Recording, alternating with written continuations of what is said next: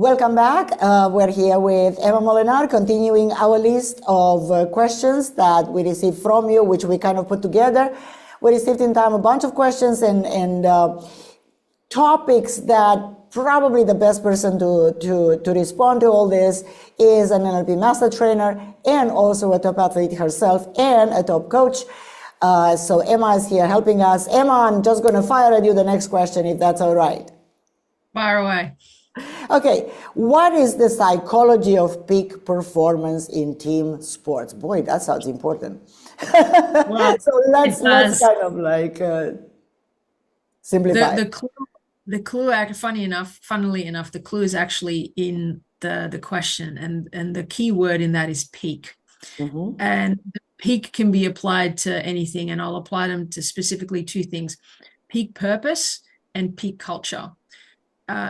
The psychology, look, if we have a combined and a very powerful why that is peak purpose, that helps to align people, and you're either on board or you're not, right? It's pretty straightforward. It needs to be purposefully or purposeful enough that it's going to drive you, and it's going to drive you enough to ride the highs and the lows. So that purpose has got to be big, gigantic, looming, sometimes even a little bit intimidating, because it may need to come with a bit of a challenge.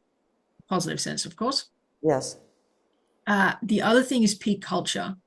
Now, this is where you are directly part of that. Obviously, it's not just you, because it may involve a team, as in literal team members, but also the people that are part of your team, your cheerleaders, your guides, your mentors, your coaches, all of that. And the question is, what is that culture? What is the culture that will be required and that you want to have? And to an extent, it is somewhat flexible within parameters. Obviously, a peak culture, it cannot all be about fun, because that's not going to win you stuff. That being said, it may be important to you. And so what are the components that really form that peak culture? I can absolutely give away that a big distinguishing factor between the high end, the top end versus, everyday club level is, at club level, it is much more about having fun. It's about engagement. It's about being part of it. And as you go higher up the chain, I'm not saying fun is not important, but you want to win. You want to win at all cost. And you make no apologies for that either. And some people will say, that's not fun. Well, it may not be fun to you, but it's a lot of fun to me to kick someone's ass. And I get a lot of enjoyment from that. And that's okay. The fact is that is okay. What you're describing right there, it's actually difference in values. That too, but also a required difference. There have to be some differences that are going to make the distinction. At the high end, right? At the high end, the margins between win and lose become so small that, again, there's a level of, you can call it ruthlessness, you can call it resilience, you can call it whatever you'd like, whatever works for you.